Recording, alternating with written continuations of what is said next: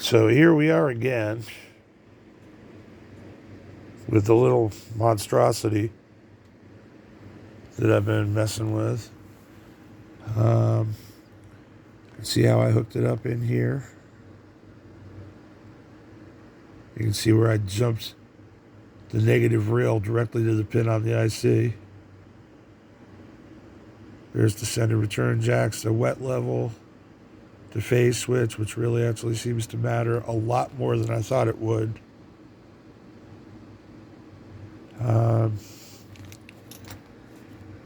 RCA jacks I had to add for the reverb.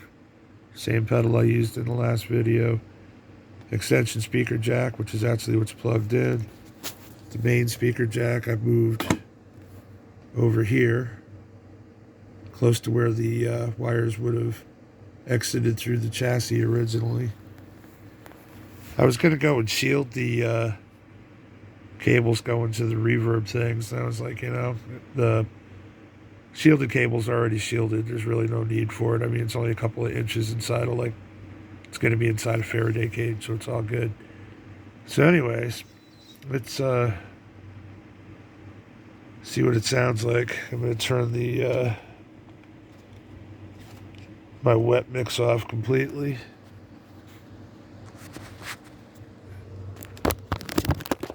Put this thing here.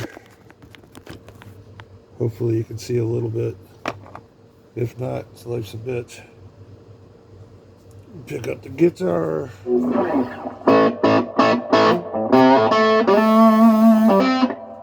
Got nice reverb now.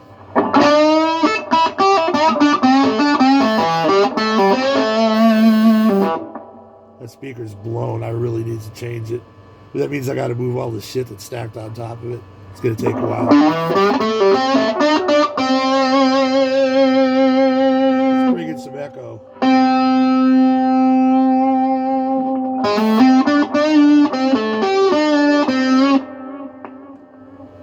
Let's make it a little wetter.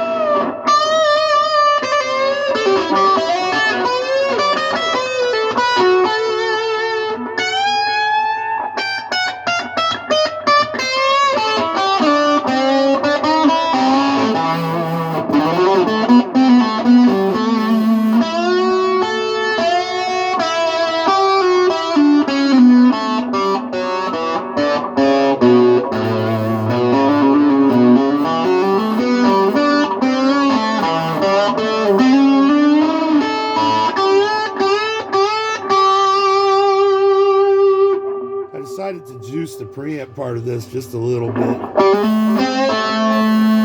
This is what it sounds like when it ain't juiced.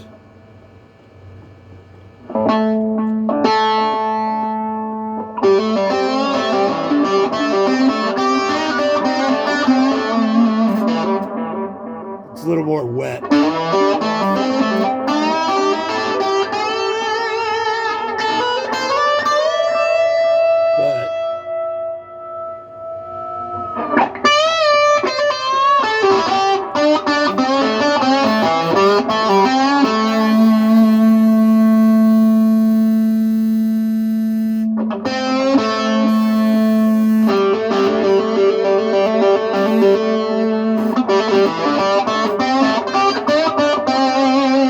Yeah, there we go. Right about there seems to be good.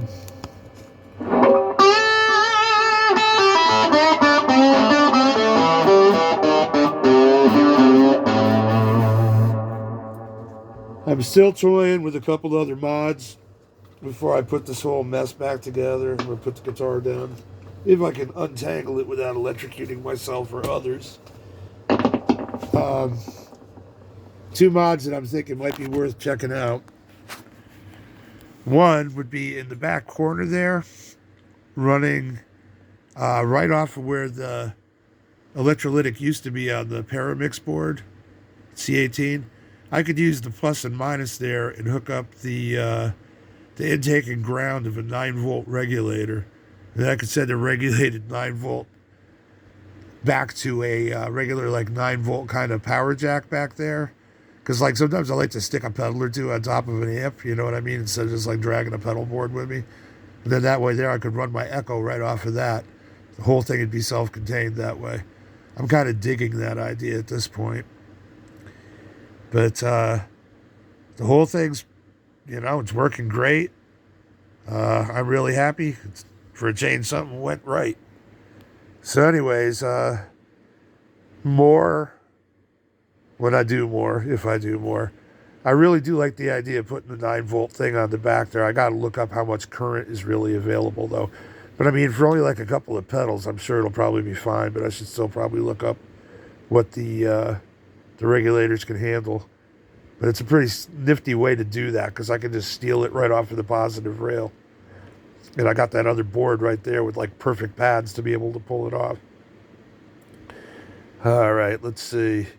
And the other thing I'm thinking about, too, is I could take this here trimmer here, and I could go and use one of Barry's 2-knob job deals and have 2 preset volumes on it, and then flip-flop them with a foot switch. Because then I'd be able to go and crank it up for like a boosted thing for leads, or keep it just the same for like, normal everyday playing. Like most people, I'd probably keep the boost on all the time because I'm just a sick, pathetic fuck. But anyways, that's where we stand so far with the mod on the Reverb 12. As always, live long and prosper. Peace. Be excellent to each other. And we'll see you real soon. Got some go bye-bye. Pink Jimmy out.